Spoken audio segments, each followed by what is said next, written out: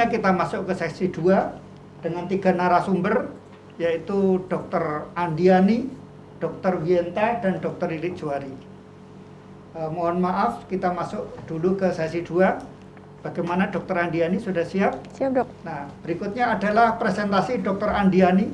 Beliau adalah dosen dari Fakultas Kedokteran Universitas Wijaya Kusuma, Surabaya, dan juga merupakan pengurus dari PDK 3MI, pengurus pusat maupun pengurus regional 5, Jatim, Bali, NTB, NTT, yang ingin juga men-sharing tentang bagaimana di rumah sakit dan di klinik. Silakan Dr. Andiani. Assalamualaikum warahmatullahi wabarakatuh. Salam keginas. Selamat pagi menjelang siang yang saya hormati seluruh peserta. Di sini ada sudah rawuh guru-guru saya juga.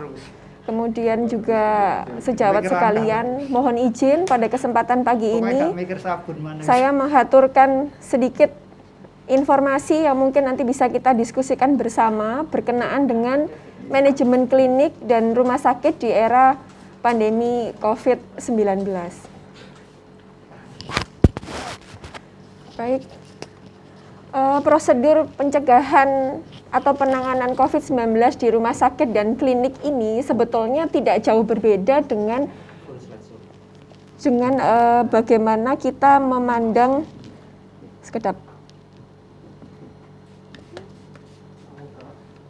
persiapan new normal. Ya, bagaimana kita melihat itu dari sisi PPI di rumah sakit. Pada kondisi saat ini, seperti yang disampaikan oleh pembicara yang pertama dan kedua tadi, ataupun pengantar dari Ketua ID, juga dari Ibu Kadinkes tadi, bahwasanya dengan kejadian pandemi ini ternyata kita bisa melihat bersama bahwa pengaturan sistem pelayanan kesehatan kita ini juga belum bisa kita nyatakan 100% baik. Sehingga kejadian pandemi ini kembali mengingatkan kita sebetulnya apa saja poin-poin penting yang mungkin sejauh ini tidak kita lihat atau kita tangani dengan betul-betul sempurna begitu. Nah, di lingkungan rumah sakit sendiri ini akan erat sekali singgungannya dengan lingkungan pasien, kemudian instrumen dan peralatan, serta petugas dan pelayanan kesehatan itu sendiri. Di mana penyebaran infeksi di tempat-tempat pelayanan kesehatan, seperti sudah disampaikan juga tadi, bahwa virus ini tidak mengenal batasan wilayah, tidak mengenal batasan host, ataupun bahkan host itu sendiri. Virus di sini tidak mengenal golongan darah, tidak mengenal ras, tidak mengenal suku. Sehingga kalau misalnya ada banyak paradigma di masyarakat, kemarin misalnya momen berlebaran, oh nggak apa-apa, kumpulnya hanya orang-orang terdekat saja. Mohon diingat bahwa host ini berdiri secara individu, tidak berdiri sebagai satu kesatuan, yang kalau satunya aman maka otomatis yang lain juga aman. Nah, kondisi ini juga terjadi di lingkungan rumah sakit atau di lingkungan pelayanan kesehatan yang lain seperti klinik dan praktek pribadi dokter. Rantai infeksi seperti yang kita ketahui, di sini ada sumbernya dari mana, manusia, peralatan, lingkungan, pintu keluarnya bisa dari mana saja, cara transmisinya bagaimana, ada kontak, droplet, kemudian sekarang ada perkembangannya yaitu airborne, kemudian pintu masuknya juga ada bisa melalui kulit, yang cedera melalui mukosa, kemudian ada hubungan dengan imunitas, baik itu imunitas pasien, petugas, maupun pengunjung. Yang khusus pada poin pengunjung ini, sudah sangat banyak sekali rumah sakit yang memberlakukan pembatasan pengunjung atau pendamping pasien di rumah sakit, itu sudah cukup baik. Mungkin di rumah sakit ini bisa agak lebih ketat begitu, bisa didisiplinkan karena ada petugas security dan lain sebagainya. Tapi yang perlu kita perhatikan untuk klinik yang mungkin skalanya tidak terlalu besar atau dokter praktek pribadi yang mungkin kadang-kadang berprakteknya hanya sendiri, bahkan untuk asisten saja mungkin ada yang tidak ada. Ini yang kita agak sulit membatasi. Misalnya pasien datang sudah dengan keadaan butuh dibopong, butuh bantuan orang lain, maka akan datang kepada dokter tersebut sampai 4-5 orang. Nah, imunitas pengunjung, imunitas pasien, dan imunitas petugas sendiri di layanan kesehatan ini yang perlu menjadi perhatian. Nah, Kemudian untuk strategi PPI, sebenarnya untuk mengatasi seluruh permasalahan di rumah sakit dalam rangka upaya pencegahan dan pengendalian suatu infeksi, ini tolak ukurnya adalah di sejauh mana kualitas PPI itu dilaksanakan di suatu layanan kesehatan. Kalau di akreditasi kita mengenal ada di borang di poin 10 sampai 10.6. Di situ poin-poin PPI sudah sangat jelas menegaskan bahwa seluruh ruang lingkup pencegahan infeksi itu melingkupi baik dari petugas kesehatannya, lingkungan kesehatannya, maupun standar pelaksanaan pelayanan medisnya. Nah, di sini tagline-nya adalah cegah atau kita batasi. Kalau saat ini banyak sekali rame-rame dokter menyatakan Indonesia jangan menyerah atau Indonesia terserah atau apapun tagline itu yang ada, maka kita sudah tidak lagi bisa berbicara banyak di posisi mencegah. Tapi kita sebagai pelaksana pelayanan kesehatan mungkin lebih banyak bisa berbicara di ranah membatasi. Lalu apa poin-poin yang perlu diperhatikan oleh kita sebagai pelaksana pelayanan kesehatan? Yang pertama, menerapkan kewaspadaan standar untuk semua pasien. Yang kedua, memastikan bahwa triase dilaksanakan. Ada beberapa rumah sakit yang mungkin triasenya ini masih menjadi satu ruangan dengan UGD, tidak tersendiri, tidak terpisah, sehingga kalau jumlah pasiennya belum terlalu banyak, biasanya itu seolah-olah sudah blending saja, sudah menyatu saja. Ada pasien, langsung kemudian dilakukan anamnesa, dilakukan tindakan, triasenya tidak berjalan dengan optimal. Nah, di sini perlu kita garis bawahi. Kemudian yang ketiga adalah menerapkan kewaspadaan tambahan terhadap kasus COVID-19 ini. Kewaspadaan tambahan ini melingkupi yang tadi, mulai dari penerapan area-area tertentu, kemudian penggunaan APD sesuai dengan standar panduan pelayanan dan penanganan COVID. Dan yang keempat, melaksanakan pengendalian administratif. Ini kita akan bicarakan lebih lanjut di belakang. Dan yang kelima, melaksanakan pengendalian lingkungan. Pengendalian lingkungan ini juga sangat luas ruang lingkupnya. Mungkin pada kesempatan kali ini garis besarnya saja akan kami bagikan. Untuk kewaspadaan tingkat dasar dilakukan pada saat pelayanan untuk semua pasien tanpa memperhatikan status pasien itu suspek atau terkonfirmasi. Jadi di sini kadang-kadang kita ada beberapa rumah sakit, ada beberapa rekan sejawat itu yang sering sekali bertanya, dokter sebetulnya kalau yang di awal itu kita panduannya ini menggunakan APD level 1 atau level 2 atau level 3 di IGD gitu. Nah, kalau melihat angka sesuai dengan kurva epidemiologi yang sudah di-share dengan narasumber sebelumnya, sebaiknya memang kita menganut, sudah ada himbauan juga dari ID bahwa dari pelayanan utama di pintu masuk kita sudah sebaiknya mengantisipasi dengan melaksanakan penggunaan APD level 3. Kemudian melakukan pengkajian resiko di setiap aktivitas pelayanan, monitoring dan evaluasi PPI yang tadinya mungkin bisa kita laksanakan 3 bulan atau 6 bulan sekali. Untuk kondisi pandemi seperti saat ini atau KLB yang tidak terprediksi, mungkin kita bisa melakukan kajian 24 jam atau kira-kira 2 hari sekali kita sudah bisa melakukan pengkajian resiko terhadap aktivitas pelayanan. Yang berikutnya, untuk kewaspadaan standar, sekali lagi mungkin ini sudah berkali-kali diulang, tapi perlu kita sampaikan kembali bahwa kebersihan tangan yang di PPI semua rumah sakit dan pelayanan kesehatan, kita sama-sama yakin tentu sudah dilaksanakan tentang surveillance hand hygiene. Kemudian penggunaan APD sesuai dengan kriteria penggunaan, level berapa di ruangan mana. Kemudian pengendalian lingkungan, ini melingkupi udara bersih dan sehat. Kemudian air bersih dan sehat, serta permukaan sentuh. Selama ini mungkin yang menjadi perhatian, ini kalau kami perhatikan observasi yang dilakukan di beberapa tempat pelayanan kesehatan, itu yang menjadi fokus perhatian itu masih seputar permukaan sentuh. Jadi apa yang berkenaan bersinggungan langsung dengan para petugas pelayanan medis, ini yang kita perhatikan. Tapi untuk kondisi udara bersih dan sehat, air bersih dan sehat, ini yang belum menjadi perhatian cukup baik. Beberapa rumah sakit yang mendesain ruangannya, merubah ruangannya yang tadinya itu merupakan ruangan rawat inap biasa, kemudian merubah itu menjadi ruang isolasi darurat atau ruang pelayanan perawatan khusus COVID. Ini kondisi udara bersih dan sehat ini tampaknya juga perlu menjadi perhatian. Ada beberapa alat yang bisa digunakan untuk mengukur indikator-indikator partikel mikron di ruangan-ruangan tersebut.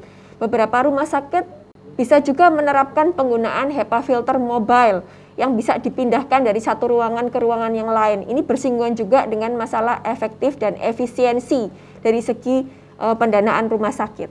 Kemudian yang terakhir adalah tentang peralatan untuk perawatan pasien. Kita perlu mengingat kembali ada 3 jenis peralatan yang mungkin seringkali kita gunakan. Yang pertama non-critical, kemudian semi-critical, dan yang terakhir adalah critical.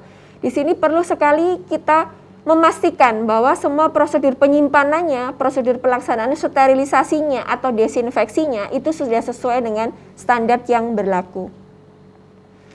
Kemudian penanganan linen. Penanganan linen ini baik di rumah sakit maupun klinik maupun praktek pribadi. Ini sangat perlu menjadi perhatian.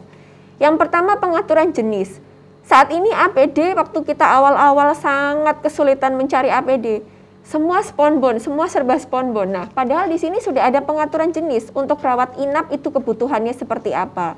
Untuk rawat jalan kebutuhannya seperti apa? Di ruangan rawat jalan, di poli rawat jalan kebutuhannya seperti apa? Di poli rawat inap standarnya seperti apa? Kemudian alur bersih kotor. Kalau di rumah sakit mungkin tidak terlalu sulit karena ruang lingkup atau luas ruangannya sudah mencukupi standar. Tapi yang agak mungkin perlu dipikirkan kembali adalah untuk klinik dan praktek pribadi, di mana kita meletakkan linen bersih, kemudian kita meletakkan linen kotor, itu tempatnya kadangkala berdekatan, jaraknya tidak sesuai standar, bahkan pengambilannya pun bersamaan. Atau yang paling sederhana, petugas setelah meletakkan linen bersih langsung mengambil linen kotor, itu masih mending. Tapi kalau setelah mengambil linen kotor, kemudian mengambil yang bersih diletakkan kembali tanpa melakukan desinfektan di tangan, ini juga perlu menjadi perhatian. Kemudian bagaimana cara pencucian dan penjemuran, ini juga sudah ada standar. Yang berikutnya adalah perlindungan tentang kesehatan karyawan. Pelatihan-pelatihan susulan dalam rangka menghadapi kondisi pandemi ini sudah banyak sekali dilaksanakan seperti webinar-webinar dan seterusnya. Kemudian pemeriksaan rutin serta prosedur pemantauan COVID. Beberapa rumah sakit yang belum menjadi rumah sakit rujukan, mungkin ini juga menjadi permasalahan tersendiri. Contoh misalnya, ada petugas pelayanan medis yang situ sudah bersinggungan dengan pasien, baik itu ODP maupun PDP, kemudian mengalami penurunan kesehatan. Tentunya untuk menghindari kekhawatiran yang itu akan mempengaruhi kondisi imunitas petugas tersebut, perlu dilakukan pemeriksaan lanjutan, seperti pemeriksaan darah rutin atau rapid test, di mana hal tersebut untuk rumah sakit yang bukan rumah sakit rujukan, itu masih menjadi tanggung jawab rumah sakit ataupun individu tersebut mengenai pembiayaan. Yang berikutnya adalah penempatan pasien. Penempatan ruangan serta penerapan kewaspadaan sesuai dengan dinamika transmisi. Nah, di sini mungkin yang perlu diperhatikan sebagai contoh adalah pasien dengan komorbid ataupun pasien tanpa komorbid. ODP dengan atau tanpa komorbid, itu bisa dipisahkan. Atau yang lebih sederhana lagi adalah pemisahan antara pasien COVID dewasa dan pasien COVID pada anak. Di sini masing-masing disiplin ilmu, para spesialis menurut kami sudah jauh lebih kompeten untuk bisa mengatur penempatan ruangan. Tapi yang perlu diperhatikan untuk klinik dan praktek pribadi.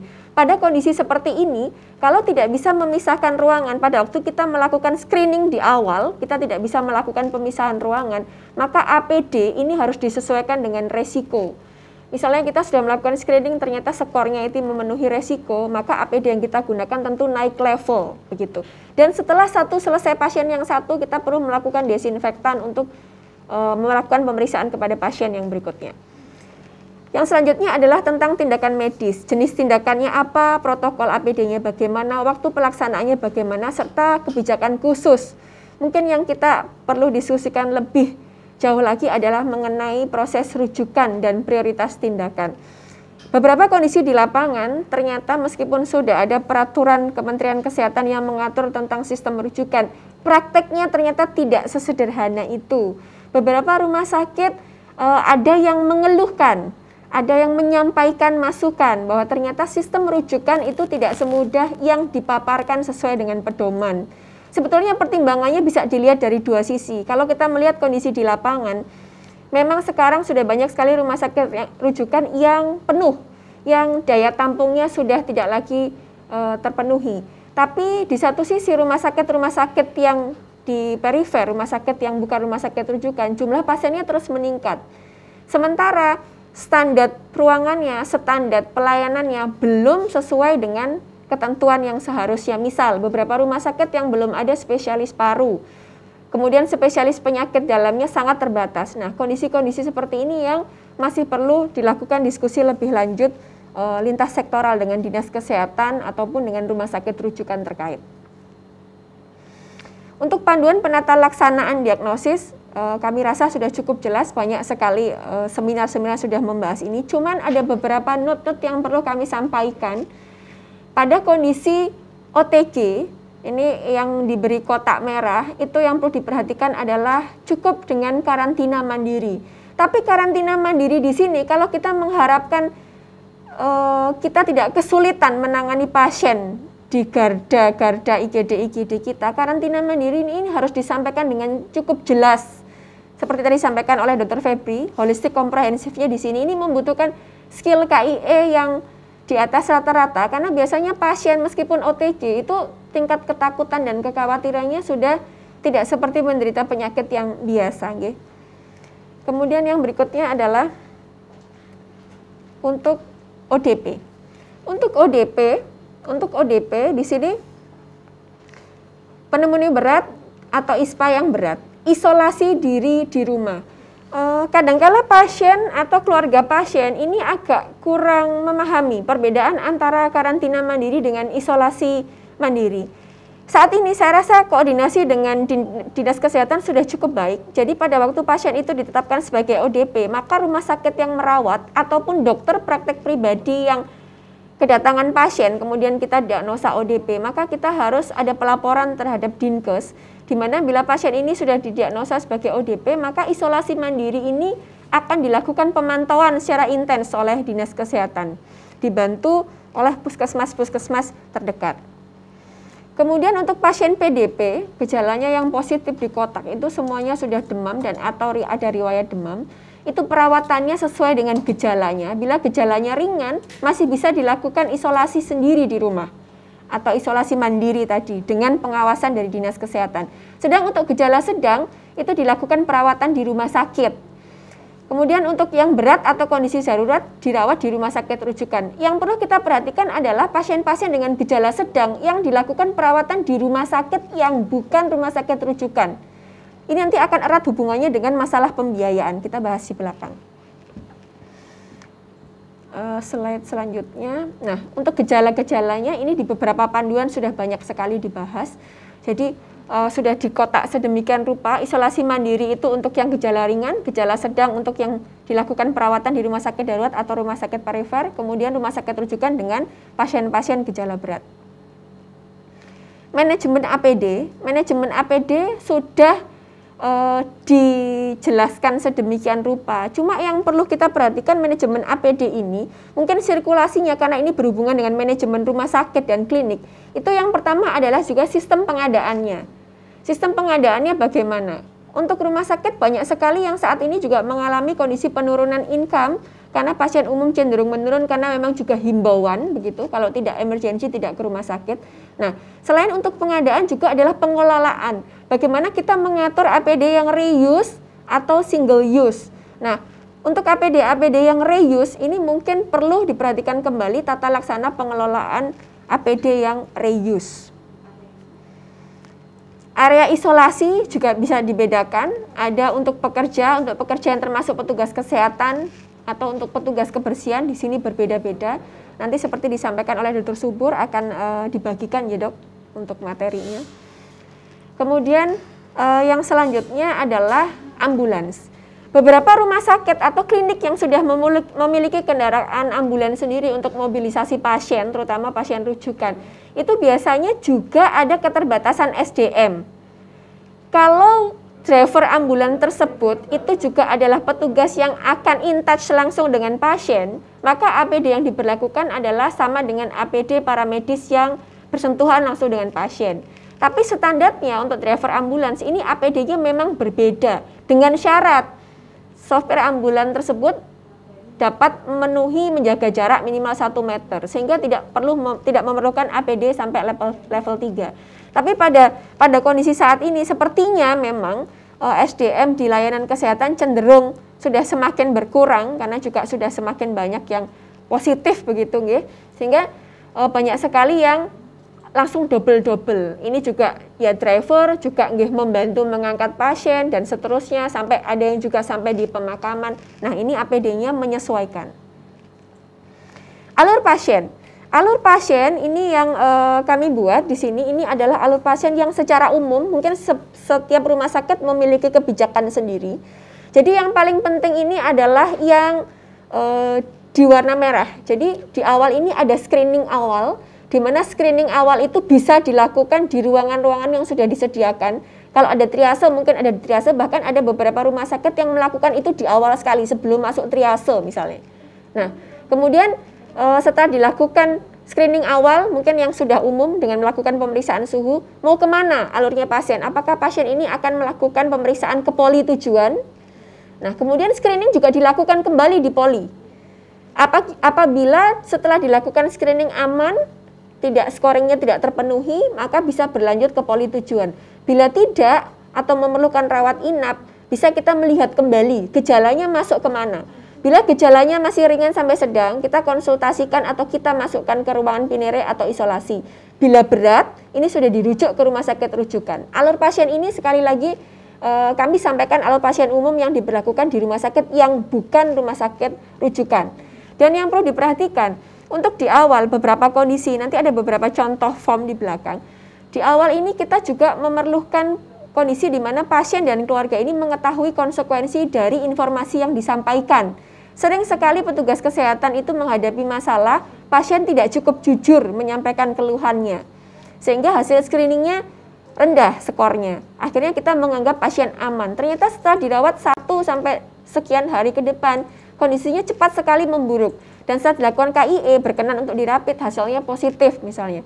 Nah, kondisi ini yang perlu kita cermati bersama. Maka ada beberapa rumah sakit yang menganjurkan disiapkan ada form pernyataan kejujuran pasien, pasien diedukasi, apa konsekuensi medis dan konsekuensi hukum yang bisa didapatkan apabila terjadi hal-hal tersebut di atas. Alur pasien di IGD juga sama. Di sini bila pasien misalnya tidak gawat darurat, bisa di jam-jam kerja yang masih polinya buka bisa langsung ke poli, tetap dilakukan screening ulang. Jadi ada asesmen awal dan ada asesmen ulang. Kemudian untuk pasien gawat darurat langsung menuju ke IGD, dilakukan pemeriksaan oleh DPJP. Bila ada ISPA yang berat, masih bisa kita bagi lagi, kita saring lagi riwayat kontaknya ada atau tidak. Kalau riwayat kontaknya ada, maka konsulkan DPJP atau tim COVID di rumah sakit tersebut. Apabila ada keluhan lain, tidak hanya ISPA, tapi ada keluhan lain, kita lihat kembali apakah riwayat kontaknya positif atau negatif. Bedanya di sini. Kemudian alur pasien di luar jam kerja, ini yang sering sekali beberapa data menunjukkan bahwa banyak sekali pasien yang tanda petik istilahnya itu kelolosan begitu. Itu yang di luar jam kerja, hari Sabtu, Minggu, di mana poli-poli ini tidak buka secara penuh. Nah, di sini bagaimana antisipasinya? Antisipasinya screening juga sama dilakukan di 2 tahap. Yang pertama di tahap triase. Pembagiannya sama, bila pasien gawat darurat langsung ke IGD, dan bila screeningnya mengarah ke COVID, dilakukan konsul terhadap tim COVID rumah sakit. Sama nggih sampai ke belakang. Nah, yang perlu kita cermati juga apabila ada kasus yang abu-abu dengan komorbid. Nah, di sini mungkin kita bisa melibatkan DPJP utama yang bersinggungan dengan komorbid pasien dan DPJP pendamping. Ini. Nah, untuk pemeriksaan radiologi, ini juga yang perlu kita cermati bersama, bahwa di setiap unit di rumah sakit itu tentunya sudah memiliki standar APD sendiri. Tapi pada kondisi pandemi atau KLB seperti ini, setiap unit tentunya juga sudah menyiapkan APD dalam kondisi tersebut. Nah, APD ini kan tetap digunakan sesuai dengan kondisi pasien yang akan dihadapi.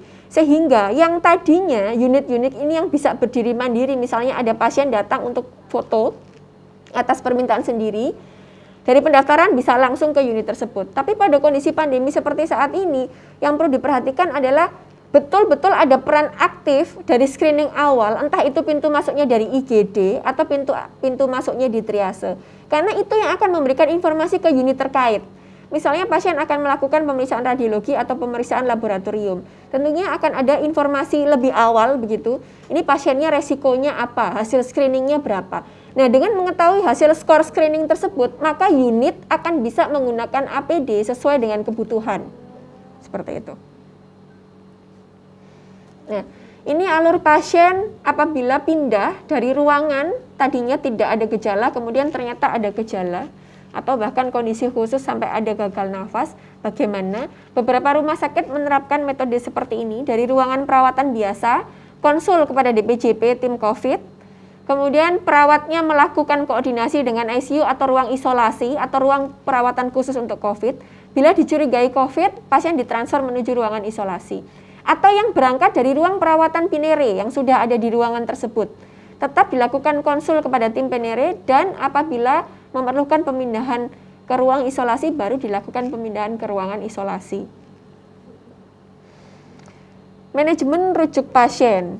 Manajemen rujuk pasien di sini yang perlu kita cermati ada 3 komponen, yaitu yang pertama adalah pengenanganan awal. Screening harus sudah jelas, harus sudah disertakan pada saat proses rujukan. Kemudian administrasi sudah dilengkapi. Kalau berdasarkan panduan dari Kemenkes, itu di rumah sakit melakukan pengisian di form 345 kalau tidak salah. Nah, ini administrasi setelah lengkap, kemudian dilakukan pelaporan 1 kali 24 jam kepada Dinkes, dan protokol rujukannya berjalan sesuai dengan yang biasa dilakukan oleh rumah sakit dengan melihat kondisi pasien yang dirujuk saat itu.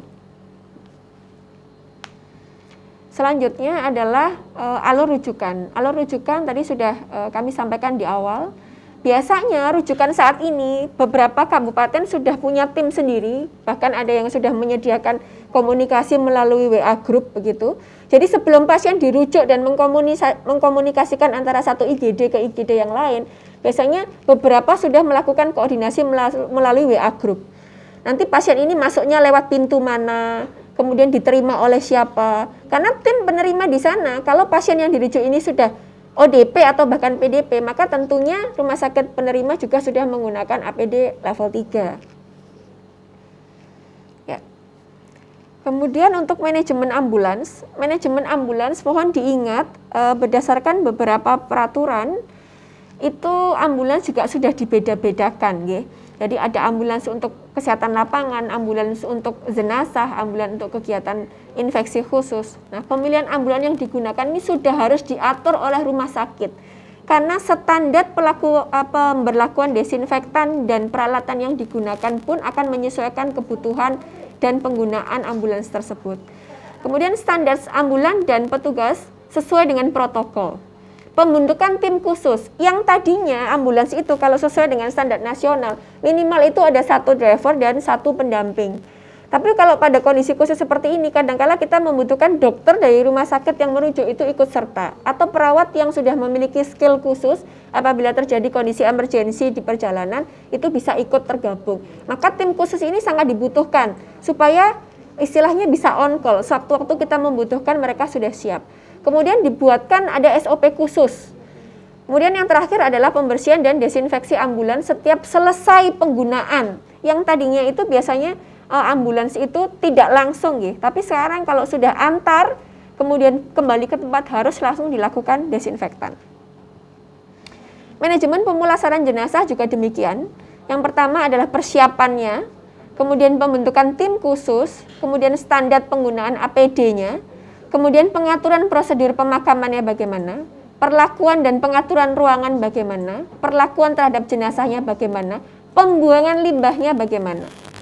Beberapa peraturan yang sudah ditetapkan, misalnya ada pasien atau jenazah yang terduga meninggal karena COVID-19, maka bila meninggalnya itu di ruangan perawatan A, maka jenazah tersebut harus sudah dilakukan perawatan awal itu di ruangan tersebut.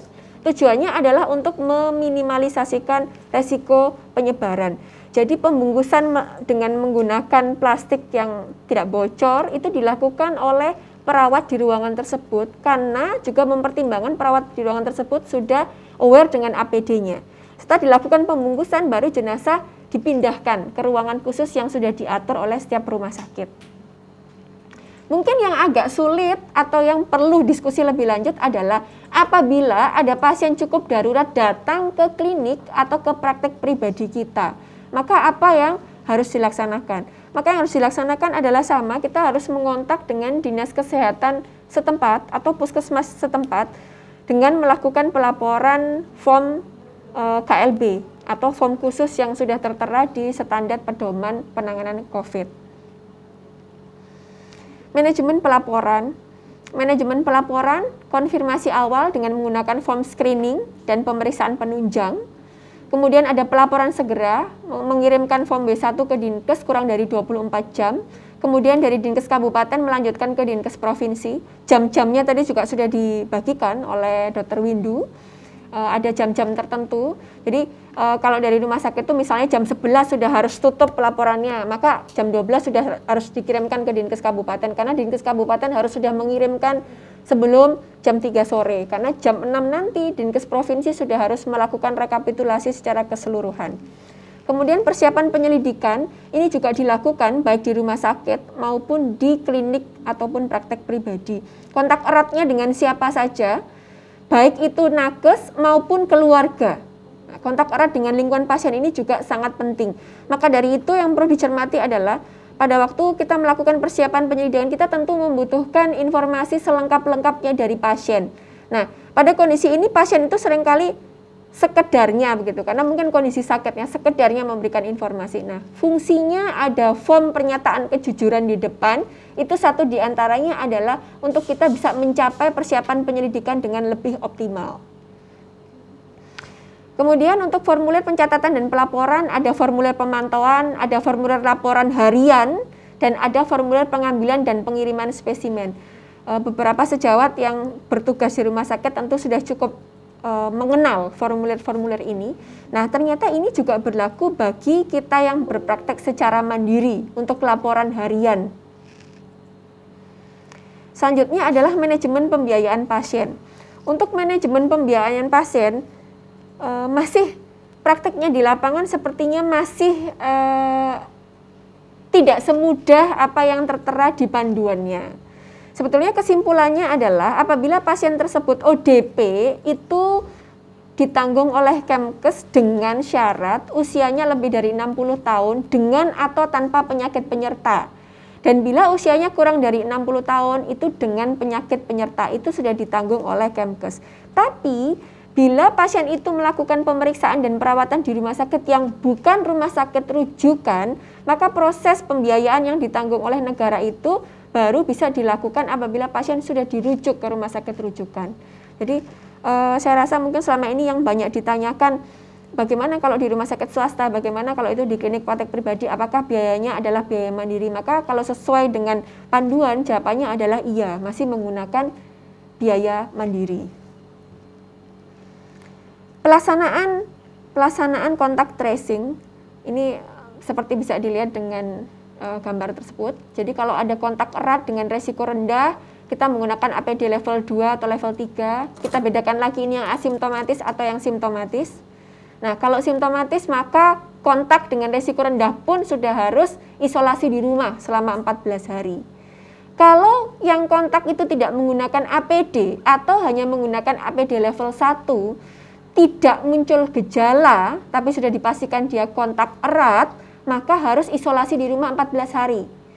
Kalau ada gejala yang muncul, maka harus sudah dilakukan isolasi di rumah sakit. Ini supaya kita juga menghindari resiko yang tinggi untuk tenaga kesehatan. Jadi misalnya ada petugas security di klinik kita, sudah kontak membantu pasien turun dari mobil. Kan kalau security menggunakan APD level 1, ternyata tidak muncul gejala. Tapi sudah dipastikan ternyata pasien tersebut PDP misalnya, rapid testnya positif, maka petugas security tersebut harus isolasi di rumah 14 hari. Tapi kalau sudah muncul gejala justru harus sudah isolasi di rumah sakit. Nah, untuk kontak erat resiko tinggi yang merah-merah ini, kalau sudah muncul gejala, kemudian sudah PDP, harus sudah dilakukan isolasi di rumah sakit. Keduanya, baik itu menggunakan APD level 1 maupun APD level 2 dan 3. Nah, untuk pengkodingan seperti ini saya rasa sudah cukup familiar, terutama sejawat sekalian yang berkecimpung dengan BPJS dan pengaturan keuangan di rumah sakit. Nah, ini beberapa contoh dokumen yang setiap rumah sakit dan klinik ataupun praktek mandiri itu bisa disiapkan. Kalau kemarin kita rame-rame membahas tentang persiapan akreditasi, mungkin sebetulnya itu sangat berkorelasi bagi teman-teman atau sejawat sekalian yang sudah bersiap untuk itu, tentunya ini tidak terlalu berat. Di sini ada beberapa contoh SOP dalam rangka penanganan COVID dan beberapa formulir-formulirnya. Nah, ini kita salah satu rumah sakit ada yang menerapkan seperti ini untuk menjawab, bisa tidak rumah sakit mengeluarkan surat pernyataan bebas COVID gitu. Nah, ini kita ada rumah sakit yang memberikan contoh tidak mengeluarkan surat keterangan bebas COVID dengan pertimbangan A, B, C, D gitu. Saya rasa tim penere setiap rumah sakit mempunyai kebijakan masing-masing, tapi beberapa contoh surat pernyataan ini bisa diterapkan di rumah sakit demi menjaga secara legal rumah sakit atau klinik kita dalam memberikan pelayanan kesehatan. Nah, ini juga beberapa contoh surat pernyataan kejujuran tentang sesuatu yang diderita oleh pasien. Ini akan bersinggungan dengan Permenkes nomor 4 tahun 2018 tentang kewajiban rumah sakit dan kewajiban pasien. Jadi pasien dan keluarga wajib memberikan informasi yang sebenar-benarnya. Ini beberapa contoh SOP yang nanti rekan-rekan bisa dapatkan di file materi yang akan kami bagikan. Mungkin sebagai penutup yang terakhir, bahasa kami dari PDK 3MI yang mungkin erat hubungannya dengan masyarakat. Tentunya kita tidak bisa mundur dari kewajiban utama kita memberikan pelayanan kesehatan, sehingga mungkin kita bisa menggunakan tagline dalam rangka memberikan pelayanan kesehatan kita harus cukup pintar ya. Yang pertama, kita harus patuh melaksanakan hand hygiene, kemudian inisiatif aware menerapkan triase, baik itu di praktek pribadi kita, klinik maupun di rumah sakit. Yang ketiga, transmisi COVID harus update, kita harus selalu mengikuti perkembangan, bagaimana mulai dari pengobatan klinis maupun transmisi dari COVID ini sendiri. Kemudian kita harus sangat memberikan perhatian terhadap APD yang kita gunakan. Meskipun mungkin secara ekonomis nanti akan dibahas oleh Dr. Lilik dan Dr. Winta, bagaimana kondisi kesiapan APD kita yang berpraktek mandiri di klinik dan rumah sakit dengan kondisi ekonomi yang seperti saat ini. Kemudian rapi dalam melaksanakan administrasi dan pelaporan, karena penting sekali di sini bahwa suatu kebijakan bisa berjalan dengan cukup baik bila data-data tersebut cukup valid. Dan garda terdepan untuk memberikan administrasi dan pelaporan terbaik adalah kita sebagai pelaksana pelayanan kesehatan. Yang terakhir, kita memberikan pelayanan kesehatan secara bijak. Mungkin itu Dr. Subur dari saya. Terima kasih.